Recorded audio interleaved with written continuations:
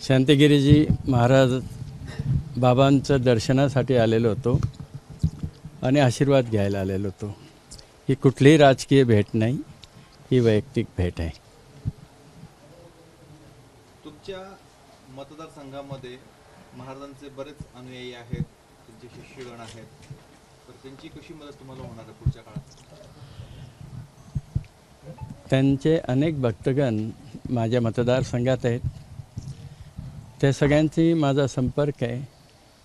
गेल्या 10 वर्षापासनं महाराजांना जे अपेक्षित काम आहे, माझा मतदारसंघ प्रामुख्याने ग्रामीण आहे, 2 महानगर आहे आणि माझ्या मतदारसंघातील सिंचनाचे प्रश्न सगळे सोडवण्यात मी यशस्वी झालो. मोठ्या समाधानाने आपल्यासमोर मांडावं असं वाटतं.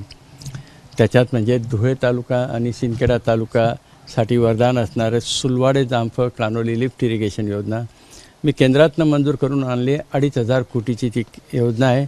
70% काम झाले. पुढच्या वर्षभरात ते पूर्ण होईल आणि तापीचं पाणी धुळे तालुक्याच्या 100 गावांना आणि सिंदखेडा तालुक्यातील 100 गावांना पिण्याच्या आणि शेतीच्या पाण्यासाठी, आणि हा भाग सुजलाम सुफलाम झाल्याशिवाय राहणार नाही. बागलांमधले जवळजवळ 7 सिंचनाचे प्रकल्प 40 वर्षापासून अपूर्ण होते. ते सगळे प्रकल्प मी पूर्ण करण्यात यशस्वी झालो, याचा मला निश्चितच आनंद आहे. तोंडावर ही भेट होते, काय आशीर्वाद मिळाले तुम्हाला? मला आशीर्वाद मिळालेत. मी आशीर्वाद भक्त जेव्हा प्रामाणिकपणे आशीर्वाद मागतो तो बाबाजींचा आशीर्वाद मिळतो. त्याच्यात बाकीचं राजकारण काही नसतं. बाबाजी लोकसभा निवडणूक लढवण्यासाठी इच्छुक आहेत. मी आधीच सांगितलं, ही माझी भेट एक भक्त म्हणून बाबाजींची भेट घेतली आहे, राजकीय नाही. आमच्या राजकीय गप्पा पण झाल्या नाही. पण भाजपचे भक्त म्हणून आपल्या महाराजांसाठी जर काही देण्याची वेळ येते तर हीच वेळ असते. हा माझा आहे. बघा, मी लहान कार्यकर्ता आहे. व हे जे काही निर्णय, जे उत्तर तुम्हाला अपेक्षित आहे, हे माझ्यासारखा लहान कार्यकर्ता नाही देणार. आमच्या नेत्यांना हा प्रश्न विचारा. पण आपण नेत्यांच्या कानावर काय प्रयत्न करणार? हे बघा, हा प्रश्न मी आधीच सांगितलं, राजकीय नाही आहे आणि ते माझ्या अखत्यारीतलं नाही आहे. माझा प्रयत्न करणं हा विशेष नाही. मी शुभेच्छा देऊ शकतो, भक्तगणांना शुभेच्छा दिलेल्या आहेत.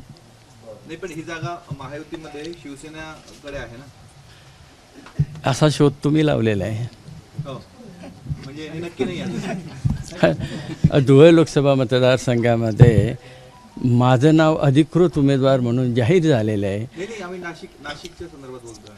नाशिकचा माझा विषय नाही आहे. महायुतीच्या जागांचा तिढा नेते मंडळी सक्षमपणे सोडवतीलच.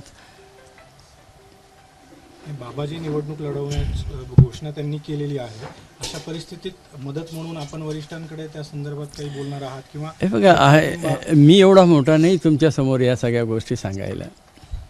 मी एक सामान्य कार्यकर्ता आहे. मला दायित्व दिलं आहे, मला उमेदवारी दिलेली आहे, मी माझ्या कामाला लागलेलो आहे. उद्या आपण मतदारसंघातले आल्या असतात आपल्यालाही भेटायला आलो असतो.